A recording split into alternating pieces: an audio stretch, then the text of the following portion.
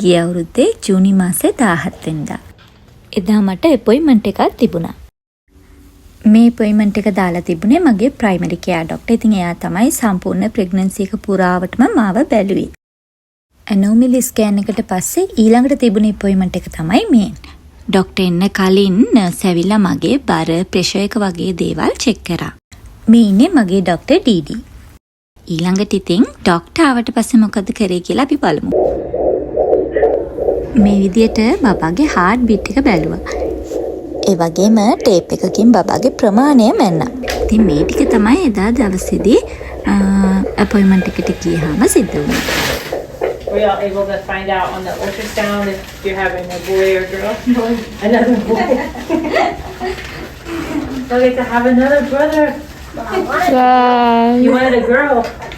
We don't get to decide that, unfortunately. We don't get to decide. There's gonna be 4 boys now. I know. ඊළඟට මට තවත් දවසක blood test එකක් කරගන්න තිබුණා. ඉතින් ඒකට තමයි මේ ඇවිල්ලා ඉන්නේ. ඒ ගිය අවුරුද්දේ ජූලි මාසේ 11 වෙනිදා. ඔයගොල්ලෝ ගොඩක් අය දන්නවා ගර්භණී කාලේදී සමහර අම්මලාට දියවැඩියාව හැදෙනවා.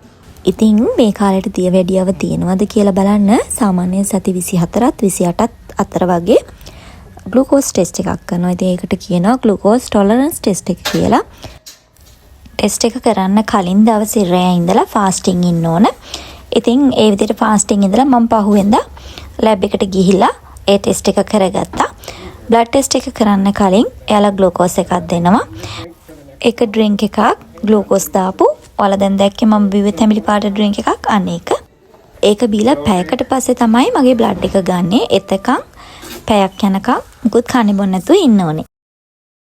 ඉතින් පැයකට පස්සේ මම ආපහු ආවම මේ විදිහට බ්ලඩ් එක ඒගොල්ලෝ අරගත්තා.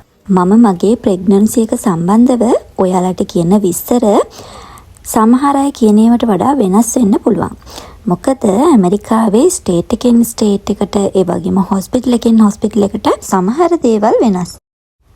ඒ වගේම තමයි ප්‍රෙග්නන්ට් වෙලා ඉන්න අම්මලා දෙන්නෙක් ගත්තොත් ඒ දෙන්නට කරන පරීක්ෂණ ඒ වගේ සමහර දේවල් ටිකක් වෙනස් වෙන්න පුළුවන්. උදාහරණයක් විදියට ඇමරිකාවෙම මගේ යාළුවෙක් ඉන්නවා. ඉතින් එයා ප්‍රෙග්නන්ට් වෙලා ඉඳිද්දි එයාට ડોක්ටර් විසිට් එකක් තියෙන හැම දවසකම එයාගේ යුරින් එකක් ටෙස්ට් කරලා තියෙනවා. ඉතින් මට ඒ විදිහට කළේ නැහැ. ඒකයි මම ඔයාලට කිව්වේ. Yeah, we're good to go.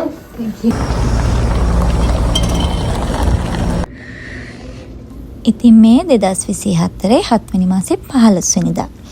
එදත් මට අපොයින්ට්මන්ට් එකක් තිබුණා. ඒක තිබුණේ හවස් වරුවක. අපොයින්ට්මන්ට් එක දාලා තියෙන වෙලාවට විනාඩි 15කට කලින් අපි හොස්පිටල් එකේ ඉන්න ඕනේ. සමහර අපොයින්ට්මන්ට්ස් වලට හස්බන්ඩ් එනවා යන්න. ඉතින් එයාට එන්න විදිහක් නැති දවස් වලට මම පුතාලා දෙන්නත් එක්ක යනවා. එහෙමත් නැත්නම් තනියම යනවා. Can I do it? දැක්කනේ එයාටත් බර කිරන්න ඕන වෙලා. Oh, see, there we go. There we go. He's older than me, that's why he's... සාමාන්‍ය විදිහටම මුලින් නර්ස් ඇවිල්ලා මගේ බර ප්‍රෙෂර් එක වගේ දේවල් චෙක් කරනවා. ඒ වගේම නර්ස් අහනවා මොන හරි ප්‍රශ්න තියෙනවා නම් ඒවා කියන්න කියලා. එයා මගෙන් ප්‍රශ්න වගේක් අහනවා. ඒවට මම උත්තර දෙනවා. මේ විදිහට ડોක්ටර් එන්න කලින් පුංචි දේවල් මගෙන් අහලා ඒ දේවල් නෝට් කරගන්නවා. මේක තමයි අපොයින්ට්මන්ට් එකකට ගියාම සාමාන්‍ය ප්‍රොසීඩර් එක. ඉතින් මේ දේවල් මං කියන්නේ වෙන මොනවත් නිසා නෙමෙයි. මමත් ප්‍රෙග්නන්ට් වෙලා ඉන්නකොට සර්ච් කරලා බැලුවා මෙහි කොහොමද මේ දේවල් වෙන්නේ කියලා. ඒ විස්තර තිබ්බ වීඩියෝස් තිබ්බේ ඇමරිකන් ලයිෆ් channel එකේ විතරයි. ඒ නිසා මං හිතුවා මගේ channel එකෙන් මේ විස්තර ඔයාලට දෙන්න ඕනේ කියලා. මොකද මේ දේවල් කාටම හරි කවදා හරි ප්‍රයෝජනවත් වෙයි. අපේ මනුටත් heart beat එක check කරන්න ඕනේ කියලා ඔන්න ડોක්ටර් ළඟට ගිහිල්ලා ඉන්නවා. Barking like a dog. It's just moving. I thought it was a dog. That's a movie? පේනවනේ අපේ මනුගේ කතා. ඔය විදිහට තමයි ඉතින් කවුද ඉන්නේ කියලා බලන්නේ නැහැ. ඔහොම තමයි කතා You hear කරන්නේ. that? We gotta keep it really still now because we're on the heartbeat. You hear it? He's moving a lot.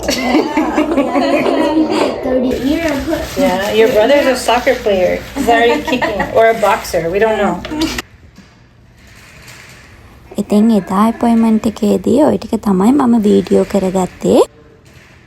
එදා අපි හොස්පිටල් එකෙන් යන්න හදද්දී මෙන්න මේ ලේඩිව පුතා දැක්ක යා එළියට යන්න චුට්ටක් අපහසුයෙන් හිටියේ. ඉතින් පුතා ගියා යාට දොර හැරලා දෙන්න. මං ඉතින් ඒ ටික වීඩියෝ කරගත්තා.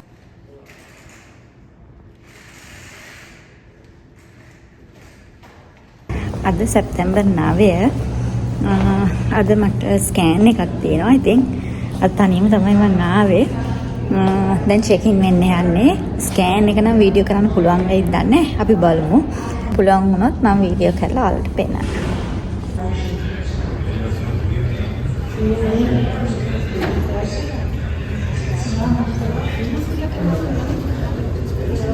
චෙක් ඉන් වුණාට පස්සේ නර්ස් ඇවිල්ලා මට කතා කරනකම් මම මේ විදිහට ඉඳගෙන ඉන්නවා.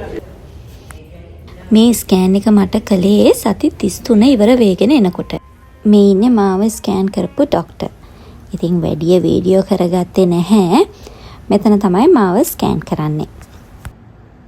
මම එදා තනියම ගිය නිසා මට ලොකුවට ස්කෑන් එක වීඩියෝ කරගන්න බැරි වුණා. ඉතින් මම ෆොටෝ එකක් ගත්තා.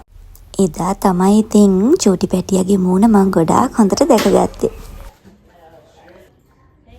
මේ 9 වෙනි මාසේ 10 වෙනිදා ස්කෑන් එකට පස්සේ දවසේ. ඉතින් එදා මට ලැබ් එකට අපොයින්ට්මන්ට් එකක් දාලා තිබුණා බ්ලඩ් ටෙස්ට් කරගන්න. ඉතින් ඒකටත් මම ගියේ තනියම තමයි.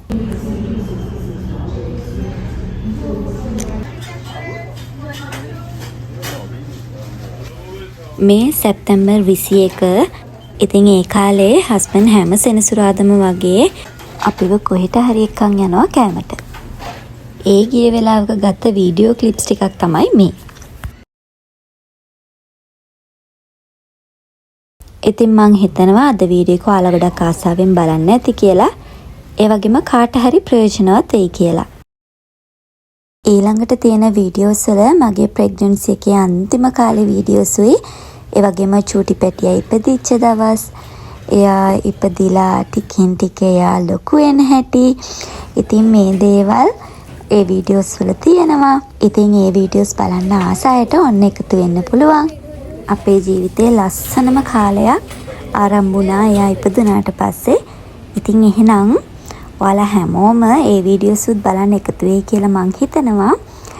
සබ්ස්ක්‍රයිබ් කරලා නැත්නම් කවුරු හරි මගේ channel එක සබ්ස්ක්‍රයිබ් කරලා දිගටම වීඩියෝස් බලන්න එකතු වෙන්න. මේ වීඩියෝ එක දාන්න ගොඩාක් පරක් වුණා. නමුත් ඊළඟ වීඩියෝ එක ඉක්මනින්ම දාන්නම්. එහෙනම් ඔයාලා හැමෝම සතුටෙන් පරිස්සමින් ඉන්න. සියලු දෙනාටම තෙරුවන් සරණයි.